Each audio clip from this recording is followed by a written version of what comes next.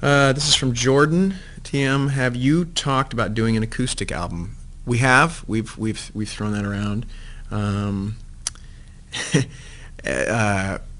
Sorry, we're laughing. There's a software update thing. It just popped up on the computer that's blocking the screen. Why don't you hit quit? Yeah, I guess that's true. Yeah. Go. We've talked about that a little bit. What's that? The acoustic record. And doing an acoustic record? Yeah, maybe one of these days we'll knock one out. Maybe like an acoustic EP. Yeah. Yeah, acoustic records would be fun. Yeah. We've got a lot of material that I think would be much better on acoustic than full bore, full band. So, Ricky Bobby, love the new album. What's your favorite song off the new album? Ricky Bobby, are you from Talladega Nights? My favorite song is "Show Me a Sign" from the album. Still, mine. I don't know. That's so hard. I like "Ghost of Days Gone By." Like, I Know It Hurts. It kind of depends what day you ask me. Greg, how do you figure out the set list each night? It's it's a very complicated system. We have to roll these special dice. Yeah. Actually, what we do is we just take the set list from the night before and change a song or two. Yeah, a lot of times, like just last night, we had a fan who said that he had heard Coeur d'Alene outside, and it sounded great. He wished he could hear it at the show. So, fans are coming to pay to see what they want to see, so we take that into account and put Coeur d'Alene in the set. And so sometimes you just have fan feedback that will tell you what they want to hear, and then we'll give it to them. Kai Bleed Blue. Miles, what was it like jamming with the members of Led Zeppelin? Probably one of the most incredible things I'll ever experience in my lifetime, for sure. I mean, obviously I've made it known what a huge fan I was and what an influence that band's has been to me.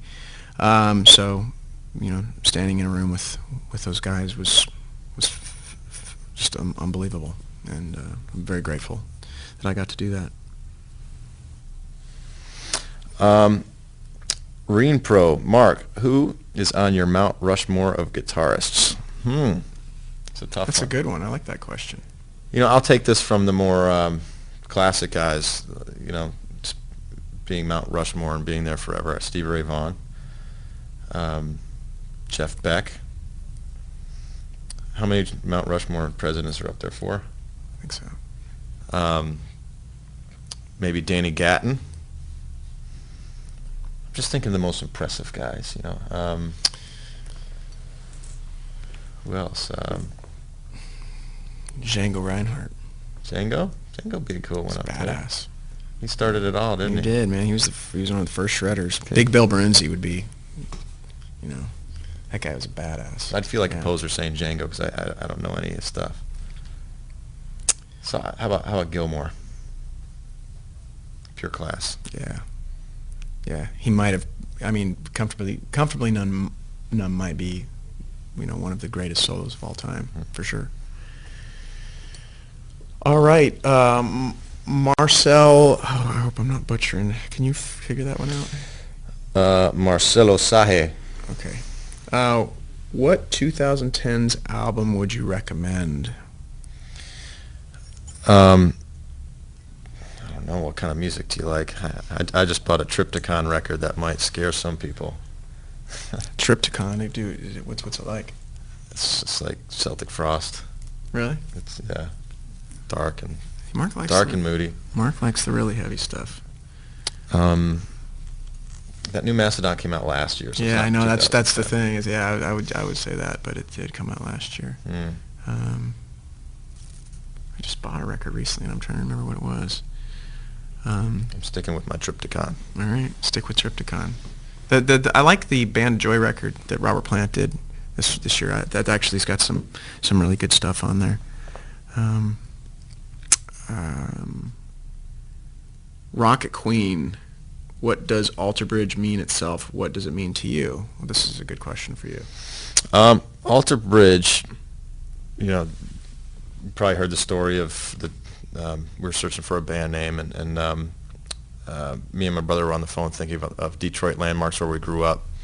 Threw out a few, and Alter Bridge was one that stuck out, and we checked to see if it was available, and it was. And there's every band name in the world had been taken by the time we tried to come up with a name for the band.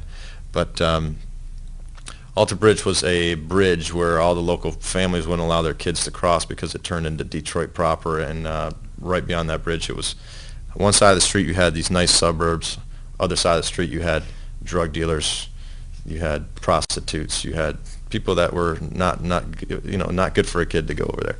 So it kind of meant the unknown to us as kids. So when we started this band, we had no idea where it would take us. So there you go. This is from Marcos Vieira. Sorry. Will you ever play a cover of Stevie Ray Vaughan's "Pride and Joy"? Wow. I don't know. I don't know if I'm good enough at that. That's a tough one. Yeah. If you do it, you got to do it right. Yeah. Maybe a couple years from now we can do it right.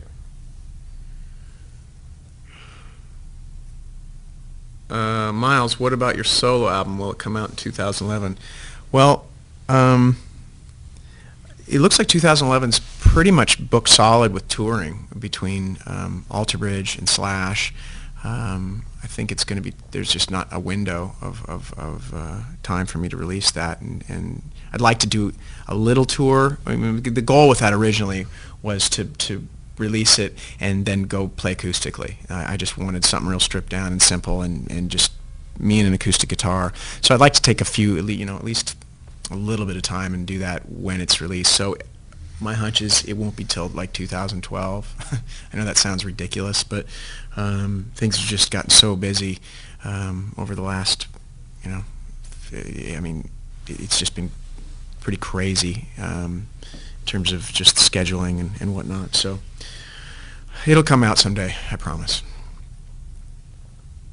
All right. I think do we have any more? Are there any more questions? Any more questions? We cool? All right. I think we're done with songs. Yeah. Miles can sing for us. No, I don't know how to sing.